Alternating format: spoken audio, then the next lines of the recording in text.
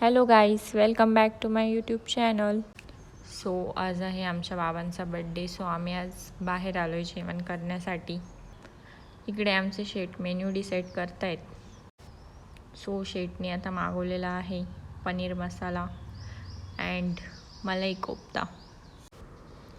आता आमचा ताव मारून झालेला आहे जेवणावर. खूप टेस्टी अँड डिलिशियस फूड होतं गाईज. नक्की विजिट करा महाराजा हॉटेलला. सो आम्ही आता निघालो आहे बाहेर. इकडे शेकोटी चालली आहे. यांची शेकोटी काय पेटत नाही, नुसते धुरात उभे आहेत सगळे. धुरामुळं मी लांबच उभी आहे, बट यांची शेकोटी थोड्या वेळाने आपोआप पेटली. आणि इकडे आमचं झोका घ्यायचं काम चाललं आहे दोघांचं. सो फायनली शेकोटी पेटलेली आहे गाईज. आता शेकोटी घेत आहेत. धूर खाऊन खाऊन बोर झालेली पब्लिक. तर आम्ही आता आलेलो आहे घरी. आम्ही आता बाबांचा बड्डे सेलिब्रेट करतो आहे 11:30 वाजता. बिकॉज आमचा अविनाश येतो जॉबला गेलेला. सो आम्ही त्याला सोडून केक कापणार नव्हतो, त्यासाठी आम्ही त्याच्यासाठी थांबलेलो. त्यासाठी आम्ही पहिले जेवण करून आलो. आता आम्ही बड्डे सेलिब्रेशन स्टार्ट करू. आता इकडे सर्व बाबांचं औक्षण करून घेतील, देन आम्ही केक कट करू.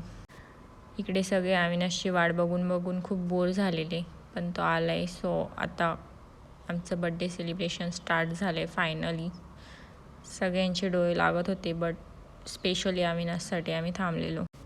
एक एक करून सर्व औक्षण करत आहेत बाबांचं. दादा, दीदी, तुषार, आई आणि अविनाश यांनी औक्षण केलं.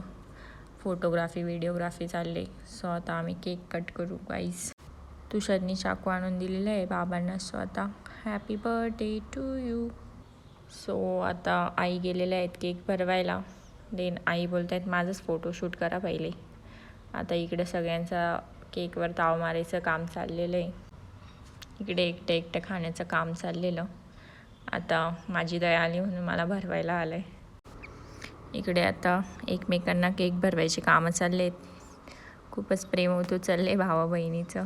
तर गाईज, तुम्हाला माझा व्लॉग कसा वाटला नक्की कमेंट करून सांगा आणि सबस्क्राईब करायला विसरू नका.